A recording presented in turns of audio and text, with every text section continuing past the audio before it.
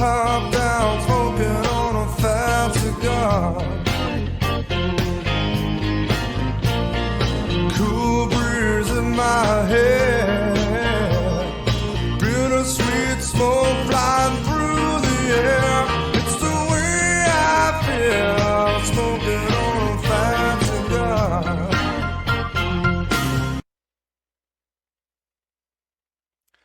Hey, everybody, that was Jeff Pitchell's Fat Cigar you've been listening to, and that means it's time for Not Just Blowing Smoke. We're coming at you live from Twin Smoke Shop's studio headquarters in rainy, wet, dark Hooksett, New Hampshire. You can subscribe to us on Podbean, iHeartRadio, Spotify, iTunes, Google, basically wherever you get your podcast from. Tonight, my friends, we are going back to a favorite of our audience topics, and that is how aging affects tobacco. And tonight we are going to focus on pipe tobacco. It is an all pipe show tonight, and what we are going to do is we are going to smoke Peterson Nightcap that came out this year, 2020, and we are going to smoke it back to back with Dunhill Nightcap from 2011, 9 years ago. Both of these tins were sealed until today. They have been opened for the show, and we're going to start with the Peterson Nightcap.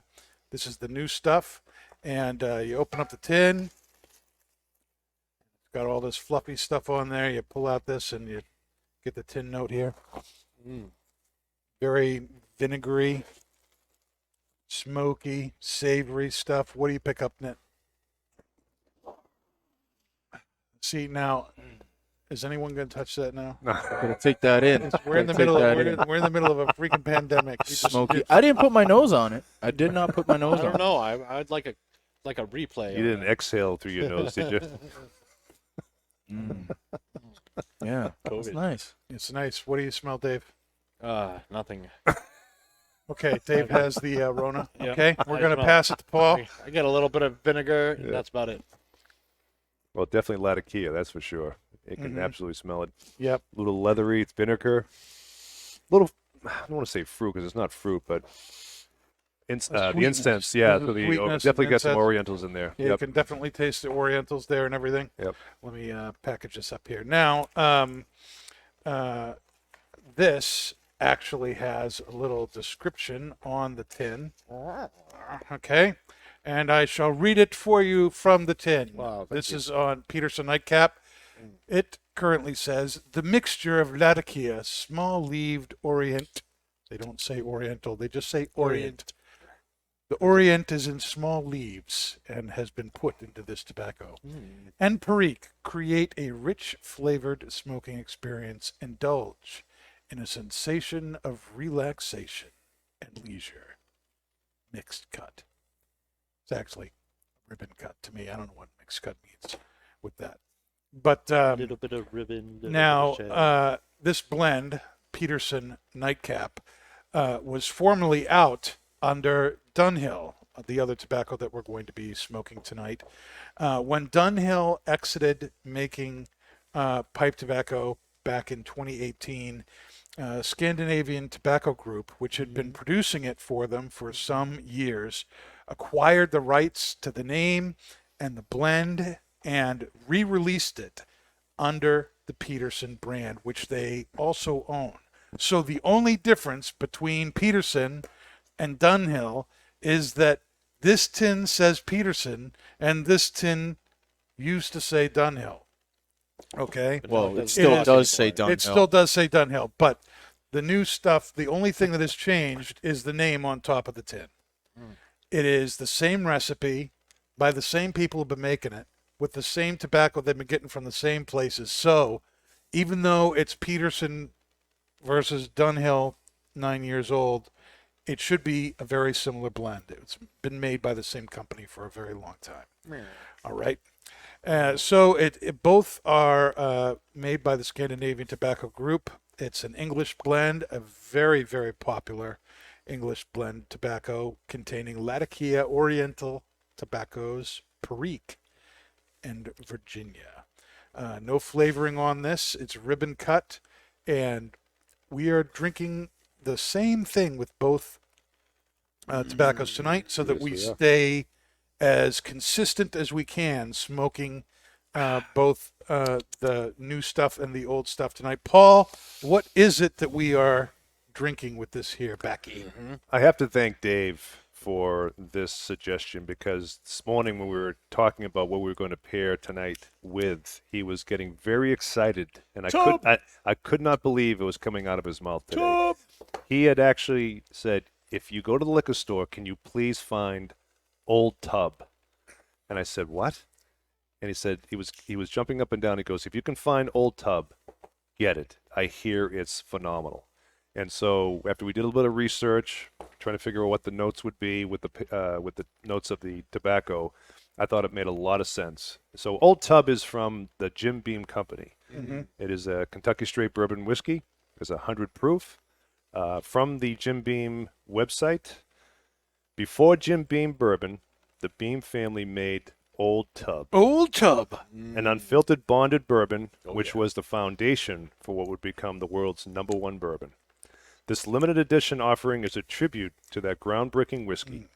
Just like the original Old Tub liquid, this Kentucky Straight Bourbon whiskey has not been carbon or chill filtered, only quality screened to remove bits of barrel wood to showcase the Thank true you. rustic character Right. of the whiskey.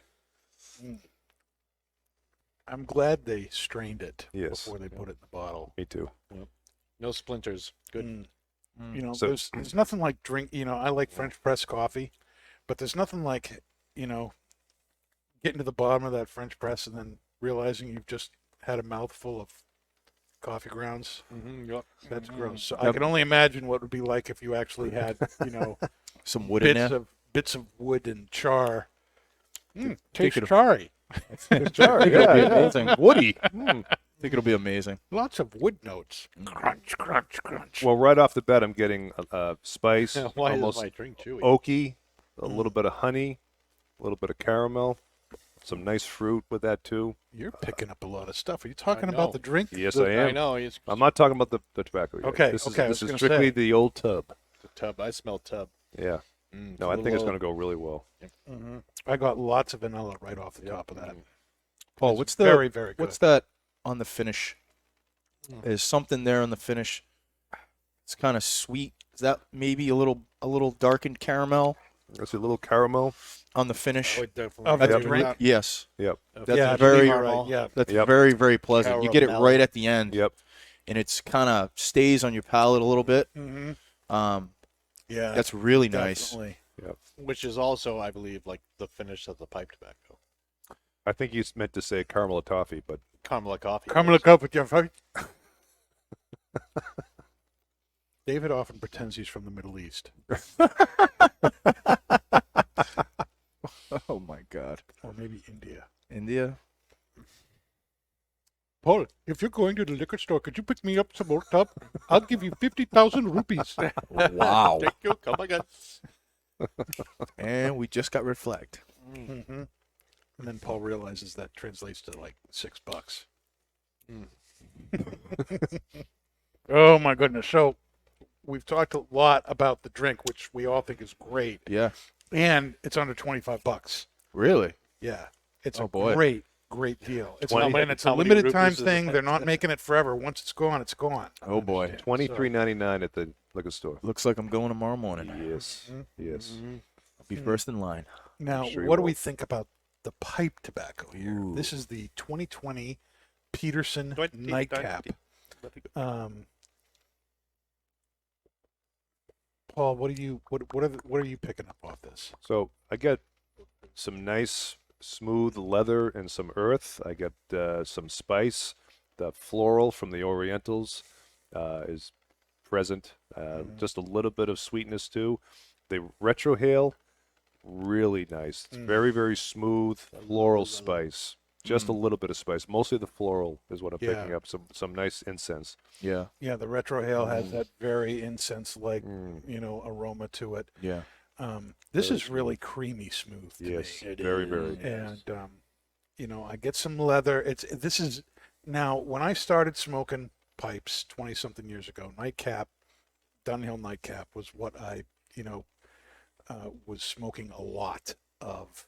And I remember it being really, really strong to me and filling the air with thick blue smoke. And this is not near as strong as I remember it. I would say this is medium. Yes. Oh, At this best, is a medium at best. at best, Right? Yeah. And but I get that, some leather, some savory notes. There's some sweetness from the Virginias there, A little bit, yeah. but and the I really kind of pick up the Perique more in the retrohale than anything else. Oh, Yeah, that's what I was gonna say. What The do you- the Orientals in there for me are really present. They're Mm-hmm. really up front. The Virginias come in playing a nice little note in the back, and then when you retrohale, you get that nice light spice on the retrohale, Mm-hmm. with a little bit of that smokiness in there. I'm not getting too much of the leather. I'm trying to look for it, but I Yeah, guess it's I light very to earthy. me. yeah, I guess I got to like a kind of leather. let it come to me. But definitely the Orientals, little Virginias on the back end. Mhm. Definitely Earth, along with the Orientals, they play really nice together. But really smooth, nice medium body, really nice. I would say this would be an afternoon cap. Is not a night anyone cap. picking up like a little bit of light espresso in this? Some coffee, I'm not. espresso coffee ground kind of stuff. No, No. just trying to describe really. it. To me, creamy is Very, the first very word creamy, that comes smooth. to mind. Yep. Creamy, smooth.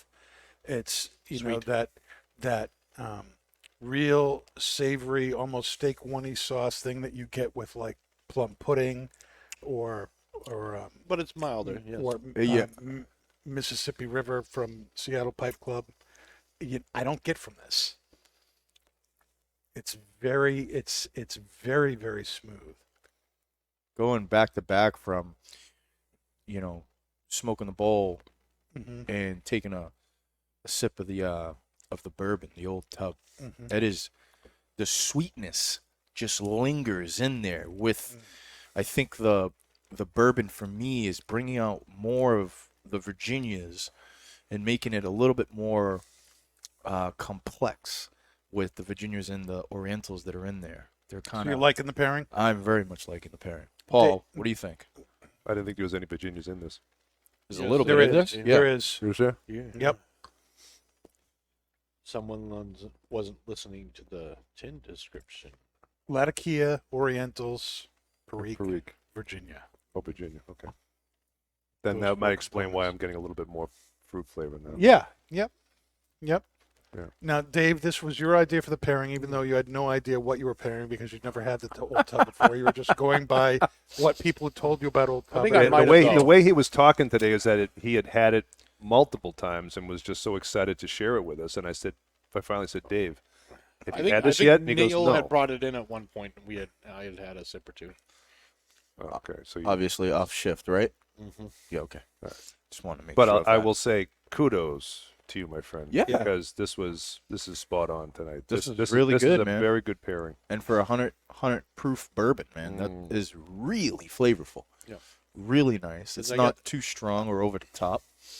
Does really well with this nightcap. It's I really tell you, nice. I've had $50 bourbons that aren't as good as that. I agree. That's what Neil said. He's like, there's nothing that comes close to this for the price range. Mm-hmm. Really good. Well, he knows his bourbon, He sure Yeah. does. He Neil- sure does. or at the very least, he buys his bourbon. Yes. All of it. Mm-hmm. But he's been spot on too with his suggestions at the lower end of the price Mhm. too. I mean, there's no question. He's had several of them that he's recommended that Yeah. have knocked it out of the park. Well, Pete, he got into it too, and for the last 3 weeks, every Friday he goes out and buys a bottle because he just wants to stockpile it up. He This, can't- yeah, with the tub, yeah. yeah. Mm-hmm. I might have to do the same I'll have to- while it's available. I think I'll have to go buy 2 bottles tomorrow. Because it's a small, it's a very small release. Mhm. So once it, Yep. This is really good. The savoriness on the tobacco is making Oh, me yeah. salivate. Now, Thanksgiving was last week. Was This it? has been kind of a was. weird, Oh. year for holidays. You know, 4 we're days ago. kind. You know, Thanksgiving is kind of the beginning of the holiday season here. You know, what did you guys do for Thanksgiving? Did you have people over? Did you stay home? Was it more low key? I mean, what happened, Dave? I know it was your 45th birthday. Yep. Yep. Yep. So what Happy did birthday. you do on Thanksgiving?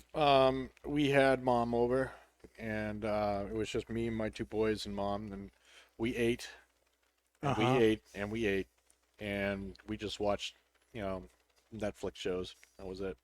It was wonderful. It's very relaxing, very quiet. Sounds like just an average day at your house. Eating, watching Netflix. Yep. Only the difference was Mom was food quality, and Mom would say Food quality. better than Domino's. we had Better 4 than different pies. None pizza. So 4 different pies and like 4 sides for the turkey. So it was really good For the turkey. for the turkey. But it's For the turkey. For the turkey. turkey. Which, by the way, for the first time ever, I decided to brine it. Mm-hmm. It Yes. sounded like it was going to be a fun idea, and I found like a pie chart that had you take one from each section of the pie, and you can it would make a good brine. And I saw one of them was brown sugar, and I'm like, all right, I'm just gonna stop there, and that's all I'm gonna use, Just brown just sugar. brown sugar. So I made the brine, added the brown sugar to it, and what happened was exactly what I was hoping. It was a very mild, sweet brown sugar taste to the turkey, and it was stupidly moist. I didn't even bag it; like I just cooked it open in the oven for about 5 hours. Yeah. And it was just perfect. It's the most moist and juicy turkey I had ever had. Brining will do that to fowl all the time. Unbelievable. I'll brine chicken wings. Yeah. And you can fry them at 500 degrees in the oven if you want to, and you got a nice crisp Yeah. skin, and yet it is so moist inside. It's the best way to do it. Absolutely. Glad you did that, Dave. Yeah. And I will continue to do it. Yep. And it's going to be a new thing. Yep. Now, how come there's no apple pie here? That's a good question. That's a Because very we good ate question. So I guess I'll have to bring it next time. I'll make it go next wrong. time for the show. It's not right. I was actually going to bring the other 2 pies that I made because there was still a large amount left, but I forgot. So, which would have been a blueberry cream cheesecake pie and Mom's pumpkin. I don't know how either of those would have gone with nightcap. Probably not so well. Yeah. Maybe the pumpkin. Yeah, Maybe maybe the the pi- pumpkin. maybe the Blueberry would not have No. gone really well. Still would have ate it, but Yep. Yeah, still would have ate it. yeah. Now, Nick, what about you? What was your Thanksgiving like? Ooh. You lot usually of have like food. 400 people get together, and Usually. now you see, the main reason I wanted to ask this question was, you Yeah. have been growing turkeys I have been growing turkeys. specifically Mm-hmm. for Thanksgiving dinner. Yes. Did that actually happen, It or did didn't you come to spare the turkey? They were pardoned this Oh year. my gosh, you pardoned the turkey? All that it work?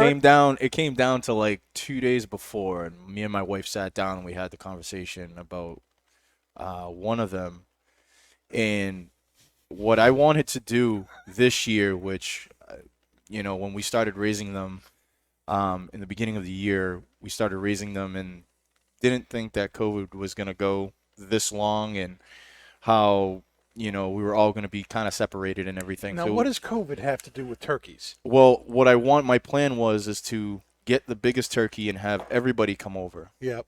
and have a huge feast. If I needed to, I had 2 turkeys. We can have them on the table. Usually, if we're going to have both families over, my family and her family, there's usually about 50 people. So we would be prepared. This year, we couldn't do that. We couldn't have just one house full of people. Right. We had to, do the everybody kind of be, social distancing and everything. So the first half of the day, People Skyped in. nobody Skyped in. We just went to my grandmother's house first, with my mother, my grandmother, my sisters, and my other 2 brothers. So it was kind of smaller than we usually are. We have it. That is less than 50. Yes, very much so. Yep. She made a turkey there, Yep. with all the sides, mashed potatoes, Yeah. carrots, Squash. squash, the whole 9 yards. and all the pies. So from 1 o'clock to 4 o'clock, I didn't really stop eating. Had 3 plates of food. Then after that, went to the Italian pastries, cannolis, the cookies, then the pies, and then a little bit of ice cream on the side, with some apple pie. And then after that, we sat down, watched Christmas Vacation, National Lampoon's Christmas Vacation. After that, because my mom was there, she wanted to watch The Godfather. So we watched The Godfather. My mom was there, and her favorite Thanksgiving movie is The Godfather. So She we watched when it. we all get together, that's what we do. That's what we do. I love the scene where the horse head is in the bed and everything. It was wonderful. It was wonderful. It's very thankful. It's extremely thankful. Just thankful to be alive. Yes. So what the heck? So So- are you saving the turkeys, or was it So really that you got emotionally attached to the No. turkeys and can't kill them? I was not. defeather 'em? I was feeding them so much food. I was going through. They're all so bad. I could just see Well, them the waddle. female. So I have a male and a female, and Yeah. the female can barely walk. That's how fat she is. She waddles. She's like, Waddle, waddle, waddle. she got to go like this to walk straight. So I was intentionally fattening them up. Are you going to do them for Christmas? I don't know. Is it cruel to let that turkey waddle around for another year? It's I mean, good. that's, It's the legs might break. It sounds like. How big is that turkey now? right now she's probably about 45. So, but it's funny because she has this huge body and these tiny legs, and she has to waddle everywhere.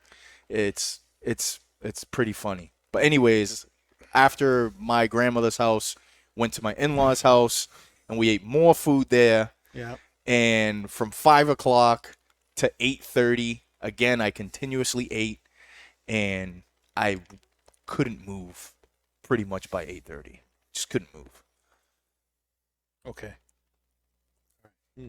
Paul? Paul, what did you do for Thanksgiving? So this was our first Thanksgiving, just she and I, and it was That's so it was sweet, it Paul. was it was So excellent. It was romantic. absolutely fantastic. It really was. As much as I missed my Play the family, stinger. no. As much as I missed my family and getting together, we really enjoyed the fact that it was just she and I. We cooked all day. We ate. We drank. Watched some movies. Just really relaxed and just had a great time together. And we're like, if this is how it's going to be for the future, we're fine with it. I mean, we don't know obviously what next year will bring. I heard you had something special to eat. Yes, Dave. Thanks very much for your apple pie. We really appreciate it. It was great. It really, really was. Yeah, but I'm you still didn't eating bring it, but- here, so Was yeah. that? What's you say? So apparently he'll make it if you pay for it, Exactly. Yeah. not for the podcast. No. No. I'll make it. No. So now you cooked all day. Did you cook a turkey? We cooked a turkey. We cooked all the traditional sides. She made some additional sides for the first time. I thought it was a fantastic meal. It really, really was. And I would be happy to do it again next year if for some reason, we had to. Maybe you don't need a Say it. reason. Maybe it's just No, I mean, like I said, at least we had this time, and we'd be fine if it was just she and I again in the future. It's just as much as we like having family, it's nice to have your own traditions too. That's true. So we could. That's true. And again, most likely coming up in Christmas time, it might very well be the same. So Yeah. Yeah. Well, with my mom at Dave's house, because it was his birthday, it ended up, I have a daughter who I can't. Have I shared on the show? I don't know. I have a daughter who's in the hospital right now with, and a few weeks ago, she actually, got really depressed and suicidal and ended up in a hospital program, and so she's not at home. And my wife's family, they couldn't get together, for reasons either. So my wife spent the night before and all day Thanksgiving with my daughter who's in the hospital.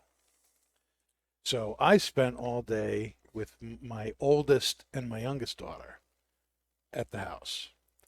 And, um, so it was very weird. It was very laid back. It was very low key, and quite honestly, for me, that was great. That was what I kind of needed. A very relaxed, slow moving day.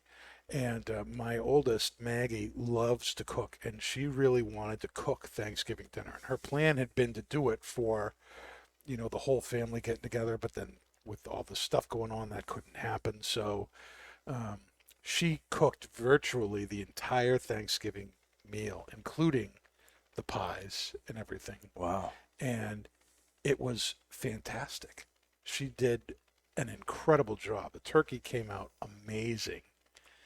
I told her what to put on it, and she did it all on her own. And I don't even know exactly what she did, but whatever she did, it was one of the best turkeys we'd ever had. Nice. And it was amazing. And so we did that. We had all the fixings. We had all the snacks that you have when you're waiting for the meal and Cheese everything. and crackers is what we had. Lots of cheese and crackers, and we watched the Expendables trilogy. Whoa, nice. That was cool. Just some very stupid, fun action stuff.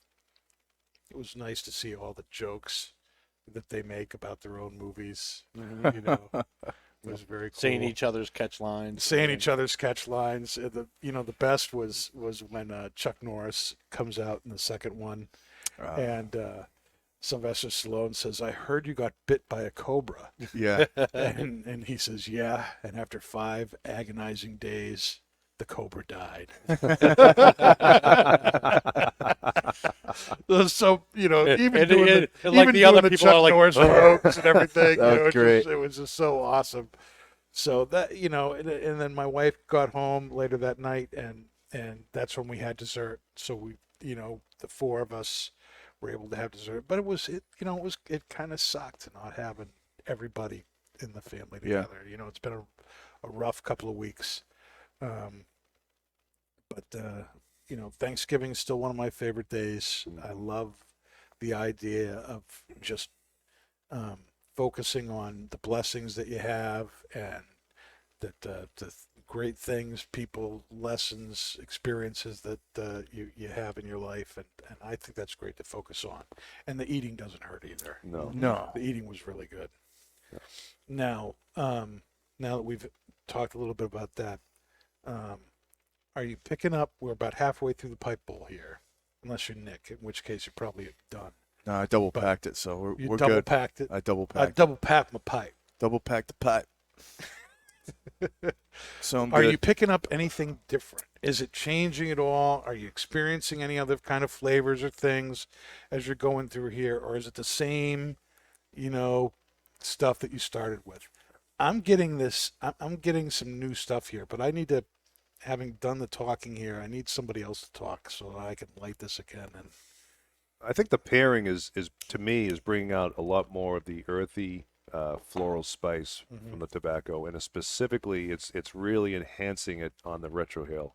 I think the spice from the drink is actually helping to increase the spice and the floral notes for me.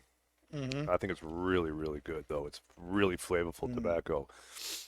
This could be an everyday smoke for me. Really, really good. it's definitely, you can see why it's a favorite. Yeah. It's been Yeah. a favorite for Really years. good. It's really nice. Decades. This has been a favorite of people's. But it's very relaxing too. I mean, there's a lot of notes going on there, but it's very, very relaxing. Really, really, really relaxing. It is. There's a lot. The drink for me is bringing out more deep fruit with the tobacco.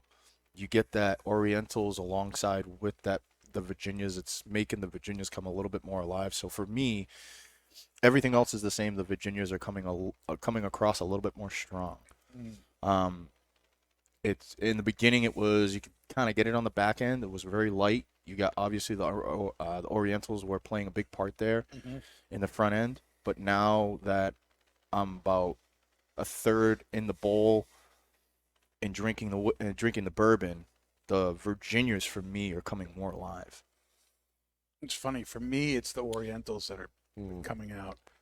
That kind of almost sweet sour, floral notes of the Orientals. That's what I'm experiencing more of. Yep. I've still got that sweet creaminess, but it's got this almost sour kind of tinge to it now from the Orientals. And I don't mean that in a bad way, like it's soured, but it does. It has this kind of almost citrusy kind of sour to it now. A little bit. I could definitely get what you're getting at. Mm-hmm. A little bit. But still very creamy, very smooth. I'm not really, it's like whatever Latakia I was tasting in the beginning has really backed off. Yep. Yep. It's much more the Virginias and the Orientals. Yeah. I still don't really taste the Perique at all. I get it on the retro. I get it on the retro, but I don't Yeah. taste it Yeah. at all. Right. Dave, are you picking up anything? The biggest difference for me is when I light it up, I got like a big caramel taste in my mouth, and then that kind of went away. Caramel toffee. Caramel toffee. I got the caramel toffee. Yeah, but pretty much everything you guys said, yeah. You know, I think the drink is definitely keeping the mouthfeel sweet from the Virginias. I get a lot of the Orientals, the floral and the retro ale. I don't think I'm really getting any Perique in the retro ale. It's just very floral for me. Do you think this is a complimentary pairing? I think it is a complimentary pairing. A what? Take the pipe out of your mouth when you need to speak. It is a complimentary pairing. That a girl. Very good, Dave. Very good. Very good. Next, we'll have him say his ABCs. Now, Paul, and I'll ask this to everybody. We're going to start with Paul. Starting with Paul. Are you actively aging any cigars or tobacco right now? No to the cigars. Yes to the tobacco, and I am actually doing a Carolina Red Flake that we got last year. I'm going to let that sit for an additional year. Okay. Yeah, that's the only one I'm aging. I do not do well with aging cigars because I just happen to Smoke them. smoke right through them. Dang it. The only cigar that I actually aged for a long period of time, and it was only a year, was 2 years ago when we had the Fuente event with Carlito, and I got an Opus Shark, and I got two of them, and I had one that weekend, and I had one a year later, and that's the only cigar that I actually aged purposely for that experiment, just to see how it would change. But other than that, I do not age cigars. Yeah, I'm kind of in the same boat.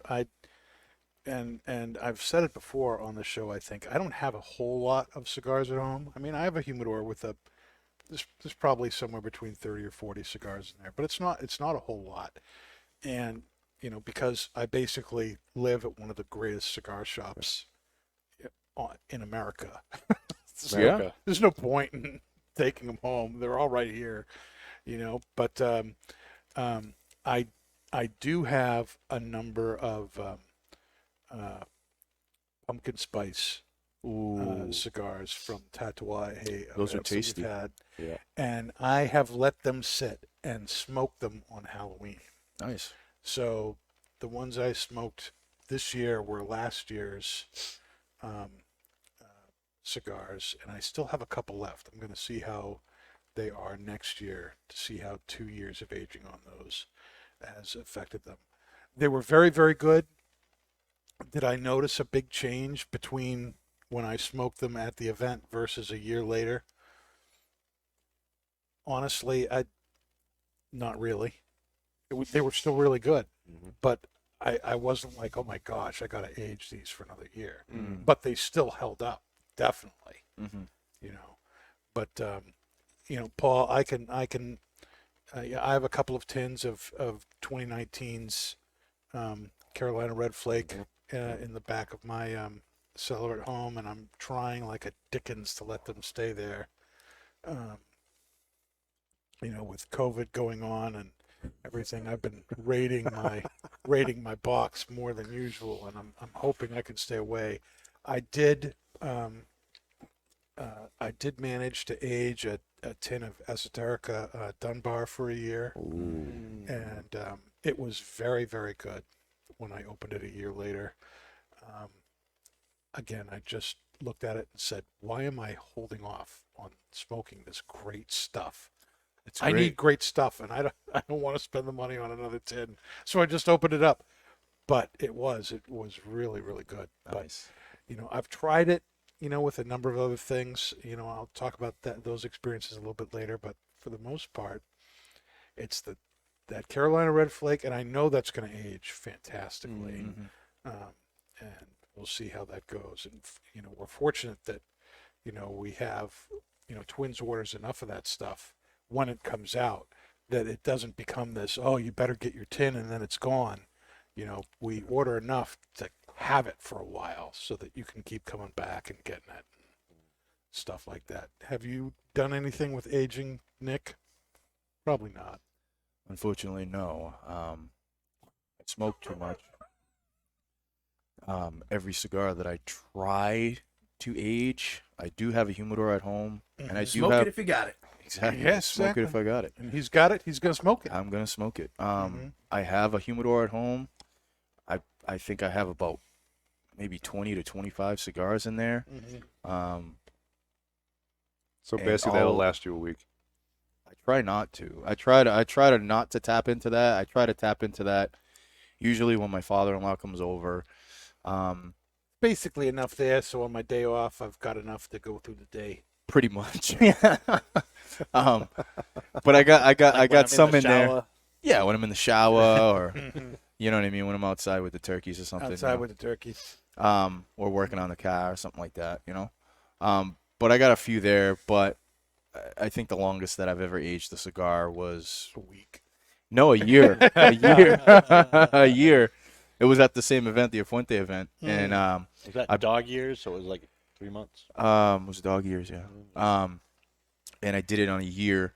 I got a Opus X Angel Share, which is a very, very That's good a cigar. Very good cigar. It's a very good cigar, and I was like, I bought two, and I smoked one that night, and then I put one away, and it was probably maybe a little over a year, the next year that I smoked it, but I kicked myself in the head because the night that I smoked it was a day after I had surgery on my mouth.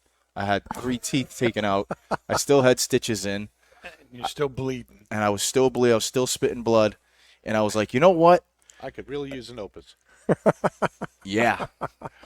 I was like, you know what? Wow. It's as good as time as any. So I smoked it, and it was pretty good. It was pretty good, even though I was in pain through most of it. Yeah, exactly. So, but that was the only thing in the past couple of years. That's the only thing that I've ever aged.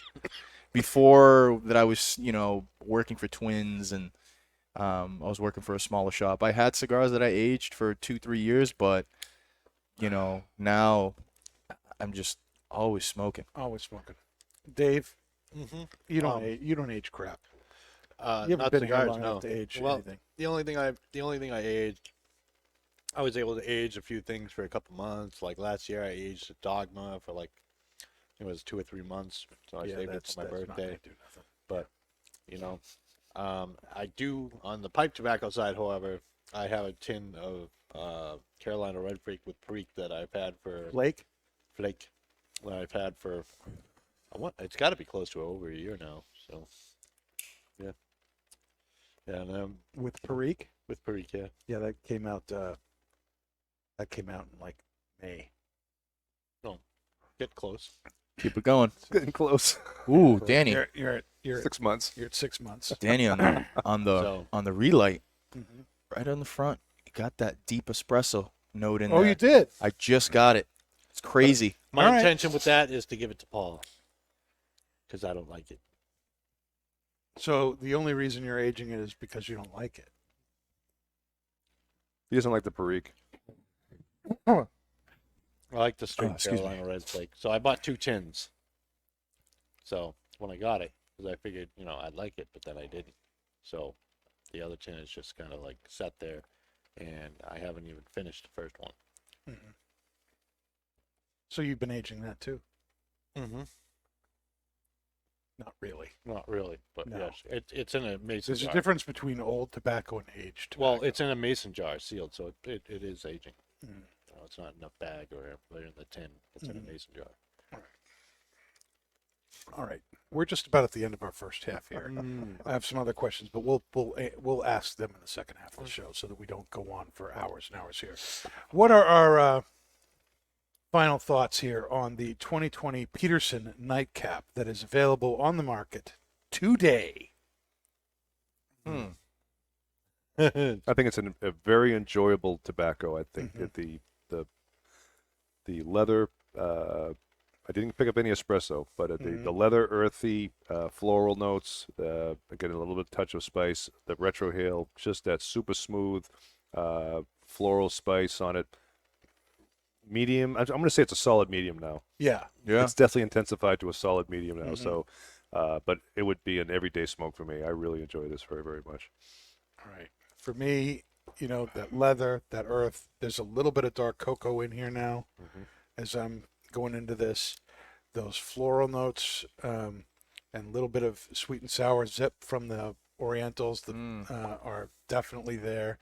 There's that sweet, dark fruit kind of notes from the Virginias. The only way I am experiencing the Perique that's in this is in the retrohale, which is this nice, very pleasant, light spice.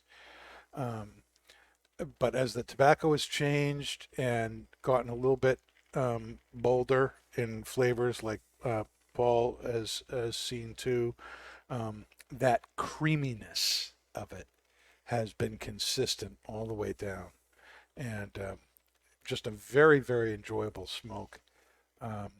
You could smoke this any time of day. I mean, it's not the heaviest English that I've had. So I think No, the idea of not it at being all. like the nightcap, like you said, Nick, this could be a good afternoon smoke too. But Yeah. I mean, I could definitely do this as a nightcap, but I was expecting it to be a little bit richer. True. I was expecting it to be a little bit richer, but there it is. What about you, Nick? Anything to add to that? No, other than like you said, there is definitely some richness there. I thought it was going to be being a nightcap. This is excuse me, Rona.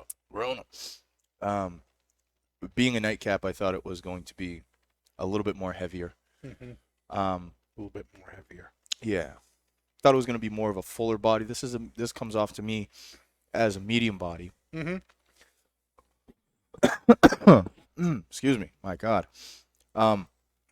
You're excused. Thank you. The Orientals and the Virginias are really playing nice with the bourbon. Getting that retrohale really nice. A little bit of spice. Still very creamy. Very smooth.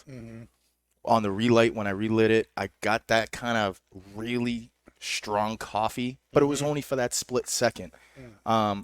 If it was pretty present through the whole smoke, it would be really enjoyable for me. Not that it isn't, because it is. It's really nice. And I definitely go back to this again, my friend. All right, good. Dave, anything to add? No? Whenever I take a Gary, take you a wanna haul go? off the pipe right after the drink, it's like a very creamy caramel taste to me, and I still get a lot of the floral and retrohale. But yeah, I'm enjoying the pairing Yeah. more than I enjoyed the tobacco by itself. The pairing is definitely great.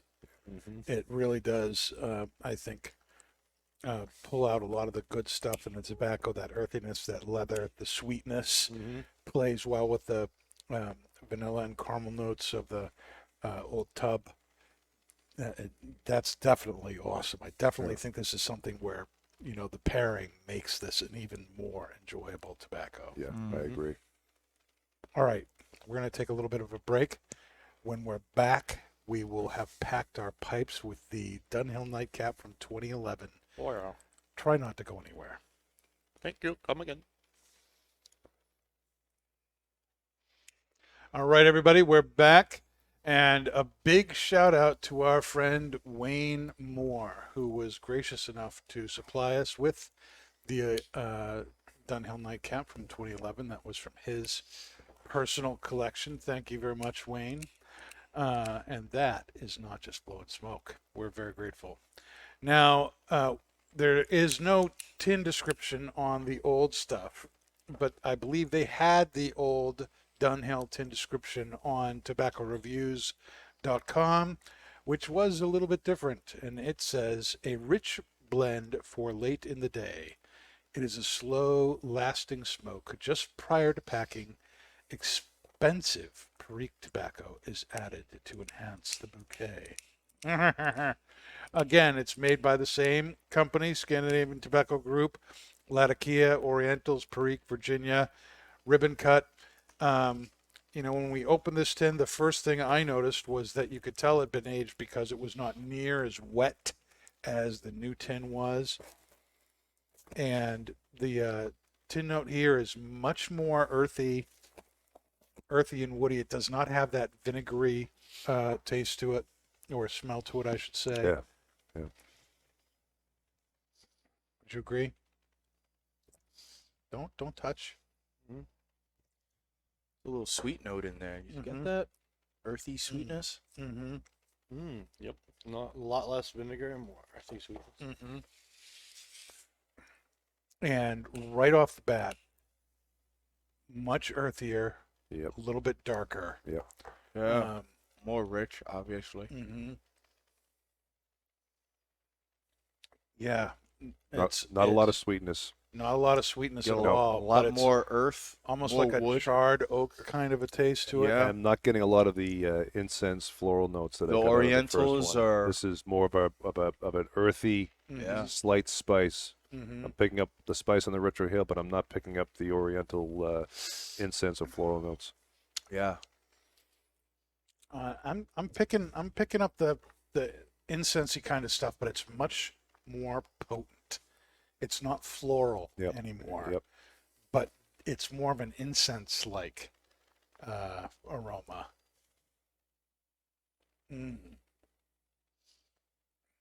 Retro Hill's still very, very smooth, though. Mm-hmm. Very smooth. Just a smooth spice now. Yeah, much more woody. I can tell that the Latakia is there, but it's performing very differently. It's a very, very supporting role, but very Mm-hmm. it's way in the background. Yeah, if you normally expect Latakia to have that kind of campfirey, savory, almost vinegary or steak saucy kind of note to it, which was very light in the new 2020 stuff. This is more like older, charred kind of a flavor to it. It's complex. Mm-hmm. Very complex. I get a little bit of the sweetness. See, the bourbon really kind of helps with bringing some of that quiet notes out a little bit. So with the drink though, Nick, with the drink for me, Yeah. it is helping to bring out more of the floral notes. Yeah. The incense, excuse me. The incense is definitely a lot more present with the drink. Without it, I had a hard time picking it up. Yeah, with the drink is definitely doing that. I just can't get over how complex this is compared to the nightcap that we had earlier. It's a lot more rich. It is. It's a lot richer. for sure. It's a Well, lot it's got richer. how many years? 9. 9 years. 9 years on That's it. that's incredible. Now, while we're smoking this, let me ask some other questions here. Have you ever, Nick, Yeah. had some cigars that had, or pipe tobacco that had, other than this, that had some good aging on it that really you felt benefited the cigar or tobacco?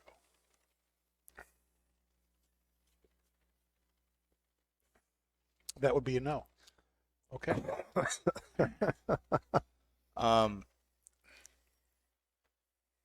Kurt gave me one of I believe it was last year in Christmas. He was giving them out, being Mr. Santa Claus like he is, very giving individual. Mr. Flannel Claus. Yes, very Flannel Claus. Mr. Flannel Claus. That's going to be his new tag name. Hashtag Flannel Claus. Hey now. Hey, It's not a ho ho. It's hey now. Hey now. Bag full of cigars he comes with. He gave me one of the original 724s that he blended, and Kurt is kind of known for that. He has he loves to sit on cigars. We Yes, all he know does. this. And he gave me one of the original 724 torpedoes, the original blend. And that blend, and it's the same blend, Brazilian Matafina wrapper, and it was just even more complex, more sweetness, really rich, really smooth. The only thing that made me kind of, I was looking for more of it, was the nice little spice note that you get out of the core line. It wasn't there, but as far as the cigar was, it was just incredible. Yeah. And having it age that long in perfect humidity is just incredible cigar. That really helped it. That actually, after smoking that, I really wanted to buy some 724s and sit on them for a little bit and see if I can kind of get in that realm. I know I can't, but that was one of the cigars that, I've smoked. I was actually smoking a 724 on the way here, and just that cigar having that much age on it is incredible. Brings it to new heights. It's just an unbelievable smoke at that point. Paul, how about you? Yeah, so I have two instances where the aging has absolutely brought the cigar to a different level, and they're both Opuses. We had early this year we released a box of the Opus X Double Coronas, which were aged for 5 years, according to Sean, and I bought one, and it was fantastic, really, really good. And again, it is, if you know, obviously we talked about Opus and how you have to sit on them for a while to really harness the flavors of them, and that's a perfect example of an Opus that to me would probably have been one of the best Opuses I've had until Orlando Cabrera came in with his He ruined us all. Opus X Forbidden X that he had aged for what, 5 or 6 years, Yeah. which was the best Opus I've ever had. I mean, that goes to show you when you take the time to age them the way he ages them, you're just able to get those flavors out of it and extract them. They're just phenomenal. They're really, really fantastic. And then when we had him on the show with Charlie Moore, Kurt, we did the 724, which was what, 7 or 8 years old. It was, Actually, maybe even older than that. It was, And that was the best. That was the best 724 I've ever had. Yeah. That was phenomenal. Yeah. Yeah. Kurt's cigars age incredibly well. Really good. Yeah. Incredibly well. Incredibly well. Yeah. That's what I said. Incredibly well. Incredibly well. Yes, that's what I said, Dave. Now, have you ever had cigars or tobacco, though, that they didn't benefit from the aging? You maybe tried, and then you went and smoked it, and you were like, I mean, all tobacco is going to change when you age it, but sometimes it's just not what you want. It's not the change that you thought, not the change that you expected. Has that ever happened to you guys? That has, yes. For me, I think, being Pastor Padron, I had the opportunity a couple of years ago to smoke a Padron Millennium, which came out in 1999. It was 20 years old.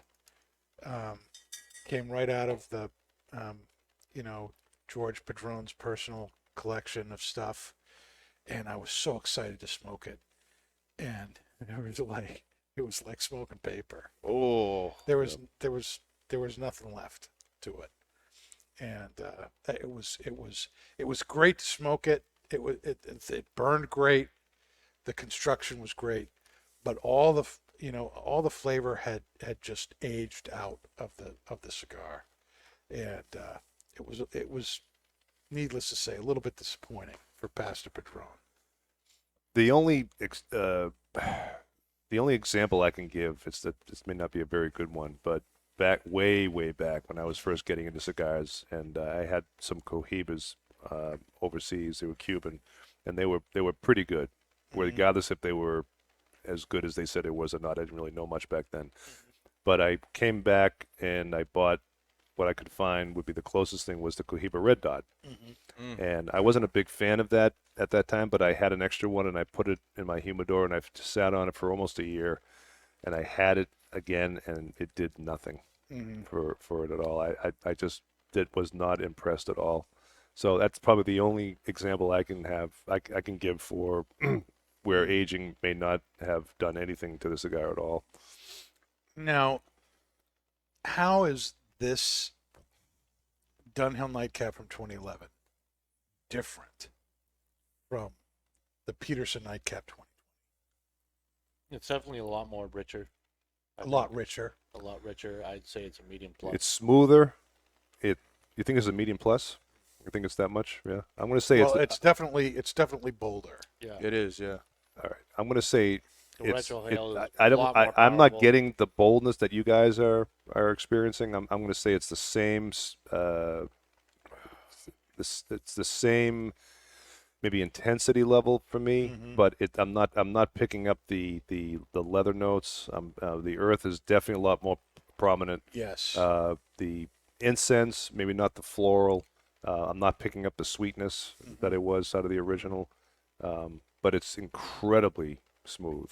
I feel like really for me, smooth. the retrohale is a lot more powerful, a lot more pronounced. I would have to agree with Dave on that one. For me, the tobacco is just, it is a little bit more bold, but it's not as, it's more, I think it's more complex. Yeah. Where in the Peterson one, it's the Orientals and the Virginias are very easily identifiable. And the old one, it's a little bit harder. You get more of the meshing of all of it. And for me, now that I'm about halfway down my bowl, I'm getting a little bit of that espresso dark chocolate in there right at the finish. Right before I do my retrohale, I kind of get a little bit of that. And it's a fantastic smoke. It's just a little bit more sophisticated, I would say. I just did a really strong retrohale, and I'm going to correct myself. I absolutely got the boldness that you three were talking about. Okay. It's And it's a lot more. it's a lot more to the stronger. It's a retrohale. stronger spice to it. Yes. It is, yeah. Yes. but it's definitely much more earthy, charry. Yes. There's some dark cocoa notes in here that I was not really getting before. And while it's still very smooth, a lot of that sweet creaminess is gone. It's now, there's still a creaminess to it, but it's a much darker, earthier kind of creamy Yeah. than Very smooth. It's very smooth, but not as, maybe the Yeah, best I way to think say it it's is not smooth. as creamy. Yeah. So where some cigars really will kind of mellow out during the aging process, in this case, in what you're saying and what maybe I'm starting to pick up is that it's becoming a lot more stronger with the aging process. Am I right with that? In terms of the flavors that you're getting? I think some of the flavors have gotten stronger, and some of them have been more subdued. Yes. Yeah. I agree And- with some of them, yes. And I think so. You're experiencing, I think the Virginias have gotten sweeter, but I think the Latakias in here have gone from having that kind of sweet, savory smokiness to more of a stronger, charry, woody kind of a flavor to them. Does that make sense? Yeah. Am I just Blowing smoke. Blowing smoke. blowing smoke? You're not just blowing smoke I'm past not it. just blowing smoke, but that's good to know. Right now, which would you say you like better? Ooh. Oh, the age. Damn. Hands down. Why? It's more Because it's aged and I can't because get it's it. more, no, Because it was free. Yeah, I love that stuff. Puff, puff. Why? because it's bolder. It's got more flavor. It's got the florals are stronger. Those are the things that I expect from an English blend. You know, I feel like it's more closer to its namesake. To being a nightcap, Yeah, you mean? yeah. Yeah. See, I'm not. I'm really kind of from when I obviously you can tell from listening to me, I have not smoked nightcap in a long time. Right. And from what I remember, from 20 years ago when I was smoking it like every day in the smoke shop, the Latakia, that smokiness, that savoriness was what I remember from this. And neither the old nor the new has it in the amount that I was remembering. I was really expecting the Latakia to be more of a player in this, and it's not. And that doesn't mean it's bad. I mean, it's good stuff, but it's not jiving with my memories of this. And Oh, things change. yeah, You change. maybe my tastes have changed. So does your memory. Yeah. I can make a case for both, and I think I like both equally as well. But I'm going to say with the 2020 nightcap, I could smoke that before dinner. And after. This one is definitely an after dinner smoke to me. Mm. It's like you say, and I'm picking that up more and more now. It is a lot more bolder. It is a little bit stronger in certain cases with the flavors. But the 2020 has a little bit more of the leather, a little bit more of the floralness. So to me, that would be more of a daytime smoke, maybe without a meal. This one is definitely an after meal, Yeah. after dinner. It's fantastic. But I'm going to say I like each one equally as well. Okay. I don't think I would tend to go to either one. I wouldn't be disappointed with either one. Me neither. How do you think it goes with the drink? Do you think the Really drink good. pairs just as well as Yes. with the first? Yep. I think it's a fantastic complementary pairing, Dave. Complementary. Mm-hmm. Yes. Now, I think the tub would be a good pairing for a lot of things. Yes. Yes. let me ask you something else. I mean, obviously, can we all agree that the flavors you're getting from this, you don't find in cigars? Oh, Oh, absolutely. absolutely. So One of the big reasons to smoke pipe tobacco. why, going on to viewer questions, why smoke a pipe if you're a cigar smoker? What would you tell somebody, who is thinking about it, but why would I get into something else? I love cigars. Why should they smoke a pipe? Well, for what you just said, because you're going to get a lot of the flavors from a pipe that you're not going to get from a cigar. And when I talk to clients too, I ask them a lot, do you retrohale your cigar smoke? And most will say no. And I said, well, you're missing a key important part of the cigar. 50% of the flavor. Correct. A lot of the flavors, specifically a lot of the spice, will come out of that. And I think maybe because and if you're smoking maybe a medium full to full body cigar, they may be hesitant to do so because they might end up choking. Their sensories might not be ready for that. But with the pipe, I think it's a lot more approachable. A lot more approachable. And I tell them that if you start smoking a pipe, you'll be able to retrohale without the fear of choking or gagging. and you're going to be able to pick up. Unless you start someone off with bird's eye. Well, no, you have to graduate, right, Dave? Yeah. So, but I think, and I tell them that, I said, when clients say, what is it about a pipe? I've been thinking about a pipe, but what would I be experiencing? That's one of the key things I talk about. Is, to me, I love retrohaling a pipe, and I retrohale a pipe more than I retrohale a cigar, because I love the flavors it gives me. I love the smoothness and the spice and the floralness from this tobacco and other things that we've had. So it's something that I think that other other customers would really enjoy. Nick, what would you tell customers? Pretty much the same thing. You're gonna get different nuances and different flavors than you are from a cigar. Smoke it if you got it. Smoke it if you got it. Also, too, I take this right out of your page, Danny, about how you can stay in control of the pipe, and that comparison of driving an automatic and driving a standard, where you're in complete Such a great control. comparison. Where you're in complete control of the pipe, and in the cigar you just got to kind of smoke it. If it gets plugged, you got to try to deal with the problem. If it canoes, you got to try to deal with the problem. With the pipe, if it's too the draw is too tight, you can adjust it. If it's too loose, you can adjust it. If you want a 10-minute smoke, you could put a little bit in there.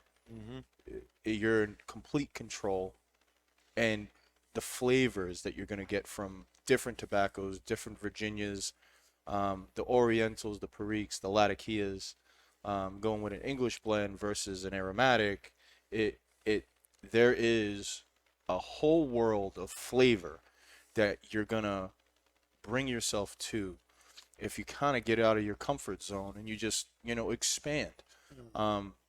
It's a wonderful world to dab into. I started smoking pipes heavily when you came along and getting into different pipes, and you told me that there's over 400, 500 different types of tobacco that are just in one company. Yeah. You know what I mean? And the flavor patterns that are going to come from that are immense. You can smoke all day and never smoke the same thing. Yeah.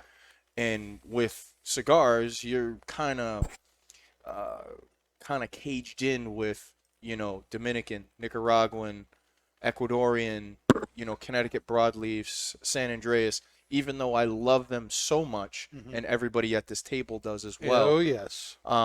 You're just with pipe tobacco.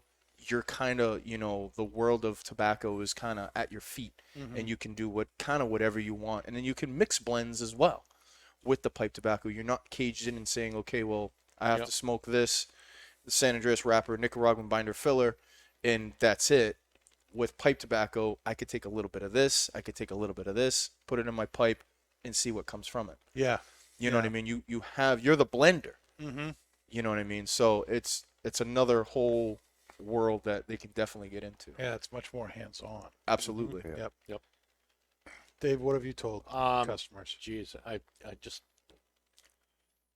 have to echo everything that you guys have said. Really, I mean, Good, then we can move on. yeah, pretty much an echo. I mean, the using the like a description of an automatic and a standard is just perfect. You have so much more control over what you're smoking instead of just smoking what somebody else's presentation is, which there's nothing wrong with, but it's nice to be able to be a part of it and experience it on your own. So Now, another question that we've gotten is, if you're going to age pipe tobacco, do you leave it in the tin or do you put it in a mason jar? And I know people who, whenever they get home with their tin of tobacco, they open the tin, put it in a mason jar, and put it away. Now, here's my thought on this. Now, when it comes to aging pipe tobacco, there's a million different things that you can do out there, and different points of view. If you're going to age a bulk tobacco, I would definitely put it in a mason jar, seal it up right, and don't touch it for a while. If it comes in a tin, hence the aging I would leave it in the tin. in the tin, Yep. unopened. It's already airtight. It's already ready to go. I would just throw it somewhere where you can't find it, can't get it. I literally have to do that for myself. I kind of have to put things somewhere where I'm going to Put 'em in forget your about cellar. them. You It's know, like a 2-foot crawl. so I can't easily get to the things, get down on all fours and 4 feet back and all that stuff. Now I know people who want to put everything into mason jars.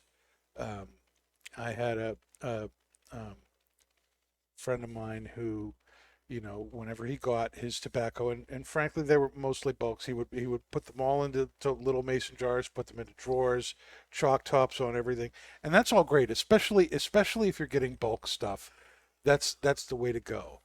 And I know people who like using mason jars because then they can control the size and shape of each thing so that they're easier to stack, they're easier to store. You have one standard size thing. That said, not all tins are equal. that said, I get that. I understand that. I don't follow that myself. I don't do Personally, that I myself. feel when you crack a tin, that's kind of like it's opened. Yeah. That's the feeling I get with it too. If you crack open a tin, you might as well just smoke it. Yeah. And if you keep something in a mason jar and you keep smoking it, you're not aging it. It's just getting old. To age something, you want to keep it in a cool, dark place.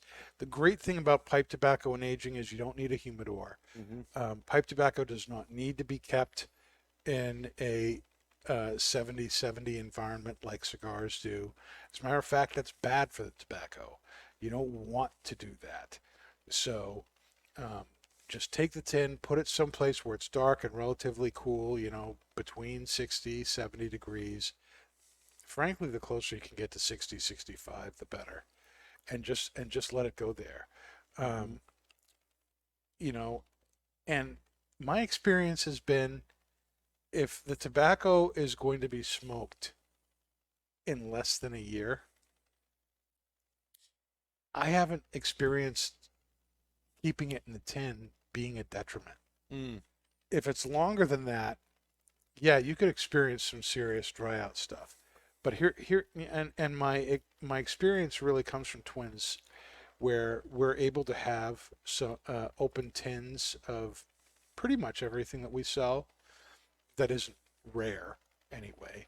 And because it's real nice to for people who are newer to the pipe market or pipe tobacco market to be able to open a tin and let them sniff, let them smell, let them see what's inside. Maybe try a pinch in their pipe to see if they like it. It's a great selling tool when you can show somebody, here's Nightcap, here's what it looks like, here's what it smells like. You want to, Take a pinch. Take a pinch, put it in the pipe, and then they'll buy it, because when, unlike a bulk tobacco where, stores usually have them in big jars, you can open it up and you can smell it and everything. And you can't do that with cigars. That's the other big thing to pipes. Well, you can smell a cigar. But you can't sample You it. can look at it. No, you can't sample it. But when a pipe tobacco is in a tin, you can't see it, let alone smell it. So when you can show somebody what it looks like, what it smells like, that's a big selling point. Absolutely. And what I've noticed is, those tins that are open, even a year later, because they're sealed back up with a plastic top or with a screw-on tap like the Nightcap, it's going to last and hold its moisture for a good long time. You don't need to put everything into mason jars. So unless you're really planning on aging it, leave it in the tin, don't open the tin, and let that sit, and let that age. And it's going to age beautifully. Another question we have is, what ages well? Not all things age equally, like we've kind of talked about with the cigars. The Opus X, is a cigar that almost universally is agreed. You get it, you sit on it for a year, 2 years, 3 years, 5 years, and then you're going to get an absolutely phenomenal cigar. I think another testament to that is the Byrons and Atabays from Selected Tobacco. In Nelson Alfonso's case, he ages them before you get them. So by the time you get the cigar, like if you get a Gran Poema white box, it's already 5 years aged as a cigar by the time you get it. And that's one of the reasons it's so fantastic. It's also one of the reasons the price is so fantastical Yeah, you had to keep at it someplace 33 for a bucks a year. stick, is because it, somebody was holding on to that cigar and aging it for you for 5 years With before an you got it. intricate process. With too. a very involved process of aging too. Exactly, Dave. So you're paying for that process, but you get a fantastic cigar. But not all tobaccos age equally well. Virginias are aged the best because they have the highest sugar content in them. And that sugar content is what's really going to dictate how well the tobacco ages. I think one of the things that we're experiencing with the nightcap here is that the Virginias have really aged well. The Orientals have aged well. They're like kind of number 2 on the sugar content list. Virginias have somewhere between 25 and 30% natural sugars in them. Orientals are around 12%. And so the flavors deepen, and get sweeter and richer and spicier with the Virginias, with the Orientals. With Latakia, it's been smoked and dried out, and a lot of the sugar is gone from that. It's gonna be more muted as time goes on. Burleys have almost no sugar in them at all by the time they're done, like 0.2% sugar. They're not going to age well. Aromatics, because of the low sugar content in the Cavendish, which is basically burley that's been processed in a particular way, the flavors and the toppings are going to get more muted as time goes on. Aging aromatics is not a good idea. Not really going to do much. Tobaccos that are mostly burley are not going to age incredibly well. So if you've got a good base of Virginia in the tobacco, and that's one of the reasons I think all of us are so excited about aging the Carolina Red Flake, because that's all it is Virginia. It's going to age incredibly well. I'd like to have some old And it's- black Irish or brown Irish It's too. going to change. Now, those have dark fired Kentucky in them. It's not all Virginia. Okay. And so the Virginias are going to age on those, but the Burleys and the Kentuckys are not going to age in the same way. And so you want to be mindful of what it is you're trying to age when you're doing it, because not everything is going to become stellar when you age it. Now, are there any new? I'm on my final third of this. I need to light it up again to see where I'm at. This is really going incredibly well with the drink. The Old Tub has done a great job matching with both these tobaccos. I finished Incredibly well. incredibly well. I finished I my say that nightcap. way too much, apparently. You do. I finished mine. Of course you did. So You I had finish your what? Your pet tobacco? yeah, my Dunhill. That was just it was Before the drink? yeah. That was Wow. I know that was You all right? You all right tonight, Nick? I am. Yes, I am feeling very fine. I was just so good. It was just I just kept smoking it and kept going and going and going. And I just kept smoking it. just kept going. This It's something I'm going to smoke until it's gone. and it was gone. I had a little bit left of the Peterson, and I'm smoking that now. Now the And- Peterson is gone. It's almost gone. But the difference between them both is night and day. You get more rich complexity in the Dunhill, and then in the Peterson one, the 2020. Even though it is really good, you do get a little bit complexity, but it's a little bit more kind of straightforward with the taste. You get the Orientals, a little Virginia, little what is it, Perique, right? Get a little Perique on the retro, and then that's it. And it's really good, really creamy, really smooth. But the Dunhill with 9 years of age is Impressive. it is. It's very Very impressive. excellent. I would have to agree. I think the 2020 is creamy smooth, with the leather and earth and floral notes. This is a lot more. It's transcendent. A lot more intense and a lot more spice. I'm not picking up a lot of the fruit, but I'm picking up a lot more spice. The Orientals, I think, are absolutely well present, and it's a lot more bolder. A lot more bolder. A lot bolder. A lot bolder. That's much better English. Bolderish. I have to throw a Davism. Yeah, you had to throw a Davis in there. Now, our esteemed Canadian friend, Rod, Hey, Rod. That's is asking of the us night. if I was to start smoking a pipe, what would you recommend for a first pipe and a first blend? Ooh. Well, Savinelli. Get yourself a good Savinelli. Unfinished. Yeah. Nice. Well, you could go Cheap. unfinished. I'd do a good Savinelli with Save half the price. $100. You can get an unbelievable pipe, unbelievable craftsmanship, and a first tobacco. Lane 1Q. Ooh, I'd probably say Lane Haunted 1Q if Bookshop, you can probably. get it.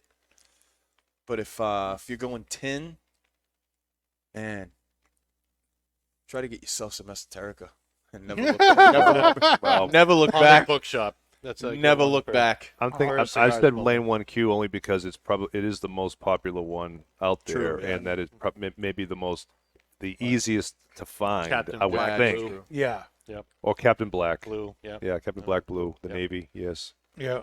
I would, if you wanted a non-aromatic, I would recommend Cornell and Deal's Haunted Bookshop. If you wanted to try a tin, one of my favorite tins to start people on Burberry. is Burberry Coast. GLP's Penny Farthing. Ah. And that is a Virginia Perique shag. It's Shag, baby. shagadelic, baby. Shag, baby. And it's a very dry tobacco, and it's a shag. And shag Very means easy to it's smoke. very thinly cut. I think that's 1/32 of an inch thick. It's a real true shag, and because it's a shag, it's very easy to pack your pipe with. And again, the flavors in that would be very comparable to cigar smoking. So, Rod, I would think that would be very good for you. It's a sipping tobacco. Because it's a shag, it burns real quick, so you just kind of lightly puff on the pipe.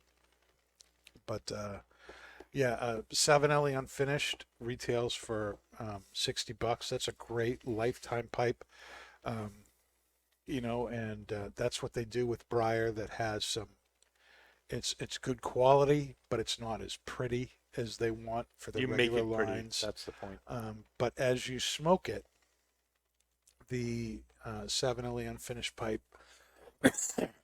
Latinas.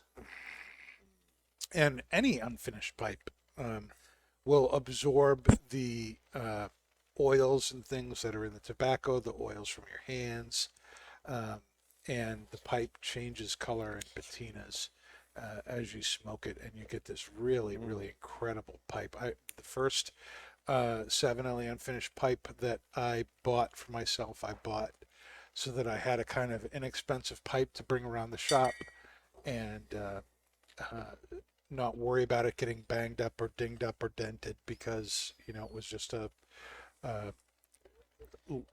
cheaper pipe. What ended up happening was it became one of my favorite pipes, and I leave it at home because it's so gorgeous now, and it's just a fantastic pipe. Put some lacquer on that thing and make it shine. Yeah, so GLP's Penny Farthing, 1Q if you want to start with something that's a light aromatic. That is the best-selling pipe tobacco in North America right now, and has been for decades since it came out. Haunted Bookshop would be another great bulk. any of those three would be favorites of mine for starting out.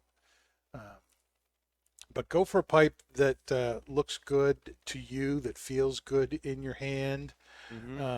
You know, it's something that you're going to have for a very long time. If you get a 7LE like this, or a Peterson, I think that's, or Nording like Dave has over there, those are all pipes that you're going to have for the rest of your life. So you want to get something that you enjoy holding, looking at, that feels good in your hand. And, you know, but you don't have to spend a ton of money on a good pipe. Nope. Now, if you try it and you end up liking it, yeah, spend some money on a pipe, because it's gonna be good stuff. And Rod, I can tell you, you'd look great with a pipe. Lawyer Rod needs to get himself a pipe. Amen. Yes. As a matter of fact, they make a great pipe tobacco that I like from Briarworks called Country Lawyer. That might be something to have as you're digging out of the It's a snow this fantastic winter up there in Canada, Mr. Rod. Yes. Now, how about a would you rather question? You want to end with a would you rather question? Oh, we got to do the news. Oh, that's right. We have the news. We haven't even gotten to that. That's right. If you guys thought you were in a good mood now, Ugh. wait, you're going to be depressed by the time this is over. Yeah. I've got 3 pieces All right, here we tonight, go. Ready for the news. and not one, unfortunately, is happy. Mm-hmm. So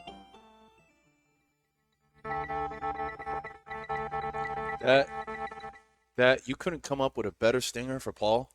no, we asked for that. You did? That's old. That's old school, my friend. How old That is is that? old school. Before CNN? It's got Oh, like the Morse way code to it, like, before. beep, beep, beep. Okay, so the first I'll go back to my original stuff. Yes. Miami Cigar and Company downsizing sales force. Next year, Miami Cigar and Company's sales force will be much smaller. Effective January 1st, the company will reduce its sales force from 14 sales representatives and brokers to just 5.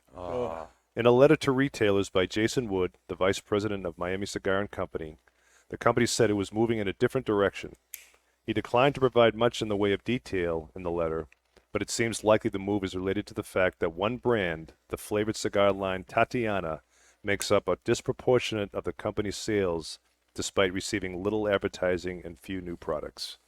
Miami Cigar Company has other brands it owns, Nesta Miranda and Don Lino, and is a U.S. distributor of La Aurora and Toscano. And unfortunately, we did find out that the sales rep who supports us, Arturo Diaz, is affected by this. We love you, buddy. Very, very sad to hear that. We'll miss you. Well, hopefully he'll be back with Yeah. something else. Yeah, Hopefully yeah. he'll They be usually back. stick around to the cigar world, so hopefully he'll be able to land somewhere else, and we'll be Even able to better. see him. So he's a great guy. He Mm-hmm. really, really is. The second piece of news. Yep. JRE suffers warehouse break-in. Oh, I heard about Now, for this. those of you who don't know JRE, they are the Aladino. makers of Aladino. Teardrop. Justo Aurora heard horror stories, but never thought it would happen to him. Over the last weekend, it did happen to him. JRE Tobacco Company was the victim of a warehouse burglary. Burglary. This Aurora told Aurora told Half Wheel that thieves broke in through the roof and emptied the company's Miami warehouse of all its products. Dave, are you listening? No, I don't want to. This is, quote unquote, this has taken an emotional toll on us as 2020 continues to hurt us all, said Aurora, president of JRE, in a statement that was sent to his sales representatives. JRE is stressing retailers not to buy cigars through any sources other than its sales representatives or offices. So anyone who is looking for Aladino cigars, it might be a little bit of delay, unfortunately. Yeah. That's sad. That really, really is. The fact that he emptied the whole warehouse, too, And if you are offered, report them. especially Yes. the vintage. Yeah. Yeah. Now, Especially the do you vintage. think Jimmy Price went down there and took everything to take out his competition? Could with be. Christian. Maybe Christian did. Yeah. Yep. Yep. I think the big brother might be behind this. And if you're a New York and if you're a New York listener, God bless you, my friend. Yep. Oh boy. Bill could increase New York cigars tax to 129%. A new bill. Yes. A new bill.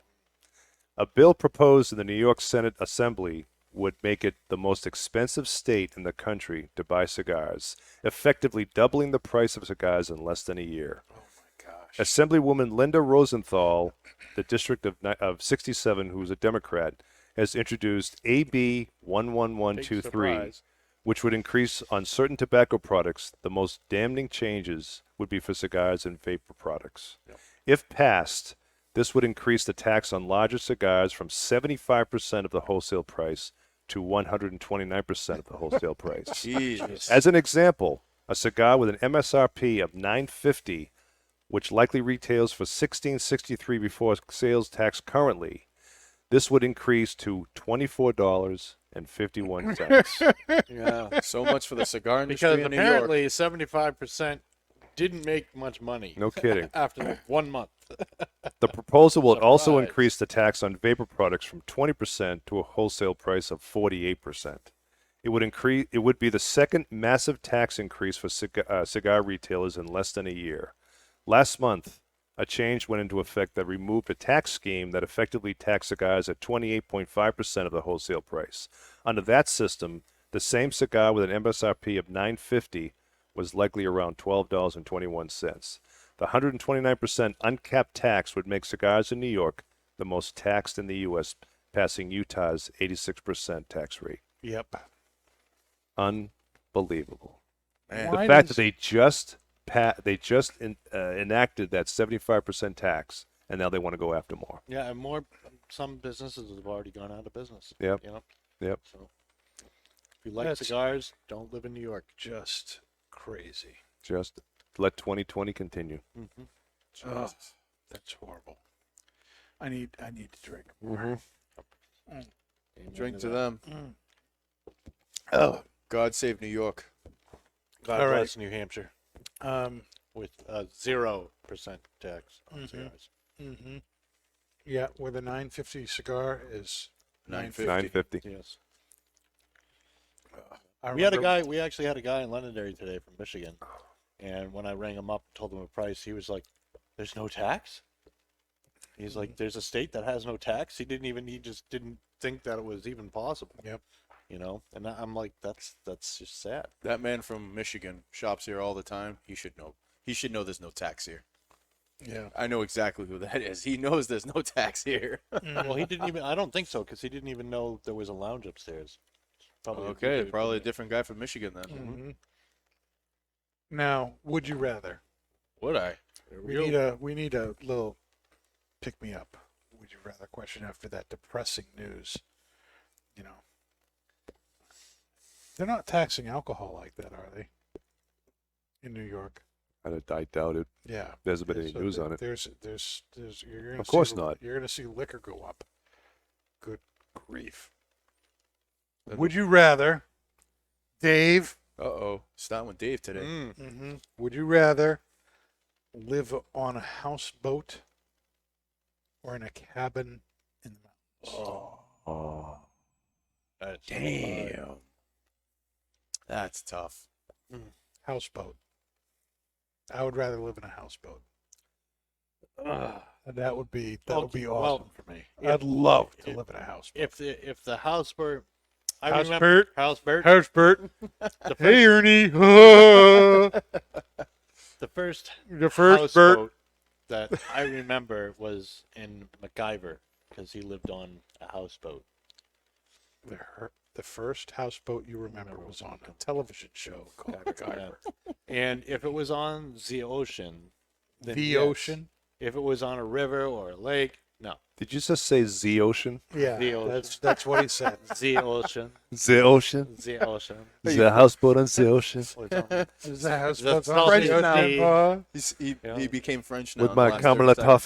toffee. Couple of toffee. Then I would prefer to live in a log cabin. But if it was on the ocean, yes, the ocean. Why the ocean? Why would you live in a house? Salty air, man, is just intoxicating. Love it. I love. We know you love salt, Dave. Yes, that is why. So, but if it was not, if it was had to be somewhere else, then I would rather be in a log cabin, which would also have to be near a lake, overlooking it. No, near no, it's something. on a mountain. Mountaintop. It's not like it's Something in a mountain. Definitely What? a houseboat.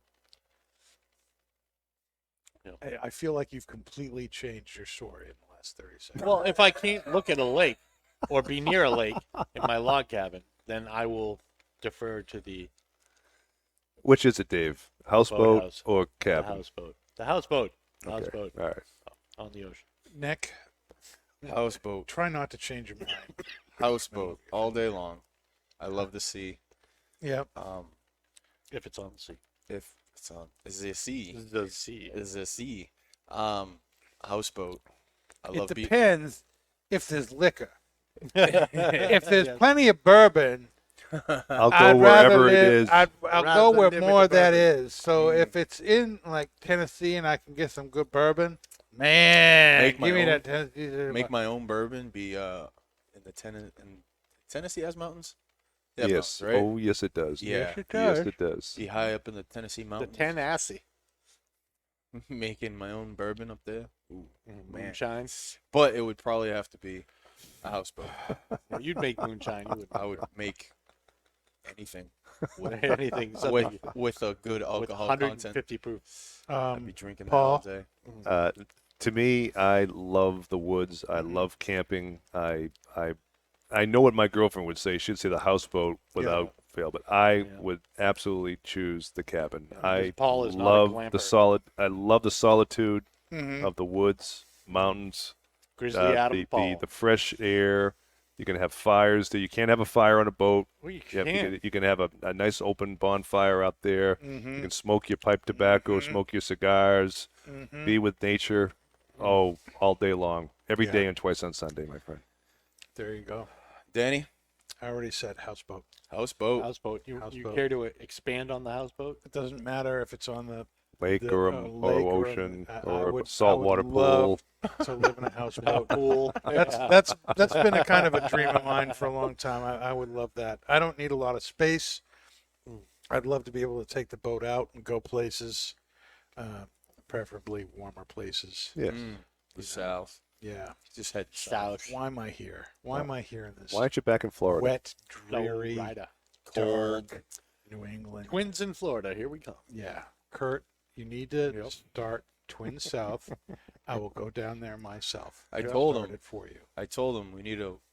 I was trying to tell him because Yeah, really. what? So I had a conversation with him that Uh-huh. the cigar house Mhm. in Puerto Rico Mm-hmm. is like the really Yep. only one on that island in Puerto Rico. Mm. I told him he needs to get one next to a golf course or right on the beach, and I'd run it. I'd go down there and I'd run it. I told him I was trying to plant the seed, and he was, "Hey now," and he just started laughing. Mm-hmm. Yeah. Flannel. Well, he You know, likes flannel flannel. claws. Too much flannel. Yep. He likes it cold. Flannel walls. Mm-hmm. All right. Well, Mm. final verdict on the Nightcap 2011. Freaking fantastic. Friggin' fantastic. Okay. Nick, you finished yours like 12 minutes ago. Second bowl. Second bowl of the old Second stuff. bowl of the old Yeah, second bowl of the old stuff. I finished the new stuff and the old Same. stuff, and then Same Add more of the drink, old though. stuff. That's impressive. yeah, that is impressive. What's wrong with you? I don't know. Are you depressed or something? No. Did your wife tell you couldn't drink, 2 full glasses of stuff tonight? We love you. No, not at You all. know that? We love Just the tobacco has been taking up too much of my time. Well, that says something. I've never seen you get more interested in tobacco than the drink. It's very, very good. You're much more into alcohol. Yeah, a little bit. a little bit.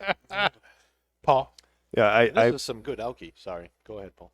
I thought it was a fantastic tobacco. I thought it was a lot more complex, a lot more bold. it had a lot more of the incense and earth and spice. The Retro Hill was really intense. Still very smooth. Wasn't as creamy as the 2020. I'm going to make a case for both of them, though. I think both, without a doubt. I'm going to say equally, I liked them both. I really, really did. But this one, the 2011, was very, very good. Yeah, special. I'm smoking the 2020 again right now, and very, very good. And the further down the bowl you get, the better it gets. Yeah. With the 2011, it was very uniform All the as way. it went down the bowl. Yes, it was. The 2020 changes as you go down the bowl, Yeah. and I like that. I like the fact that there's a complexity in that 2020 that you don't get in the aged stuff, and so that as you smoke it down, it gets richer and deeper as you smoke it. They're both very, very good. The 2020 is definitely a little bit more intense. It's earthier. It's got more of a charred note to it. A lot of the sweetness and creaminess is gone. You mean the 2011? The smoothness is still there in the 2011. Yep. But they're both, I think, equally enjoyable. I would not be unhappy with either of these. Yep. Both great tobaccos. Now, next week, people, we have something very special. It is Size Matters with Kurt Kendall. Whoa. That's what she said.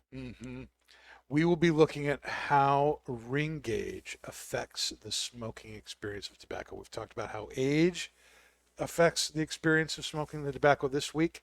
Next week, we are moving to an all cigar episode where we will be looking at how the ring gauge affects the smoking experience of tobaccos of the same blend.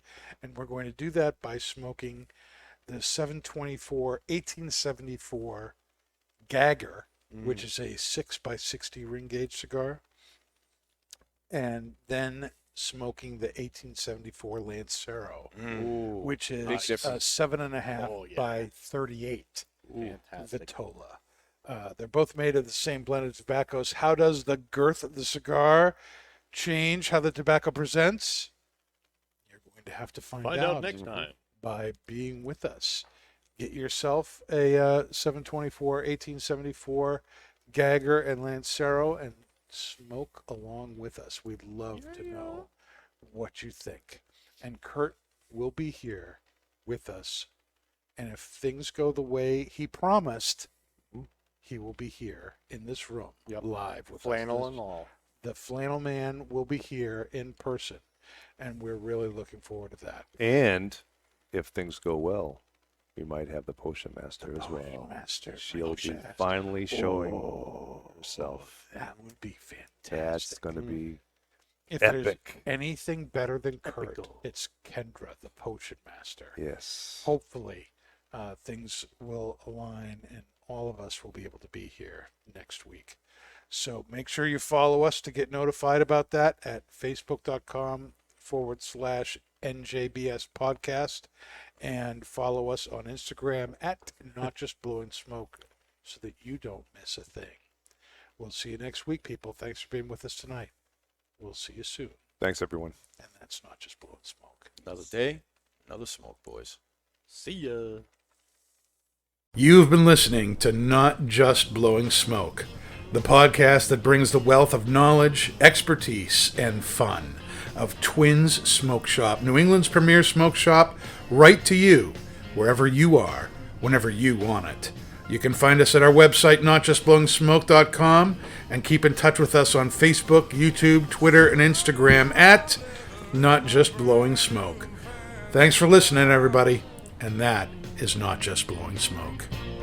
Rolling with the top down, smoking on a fat cigar.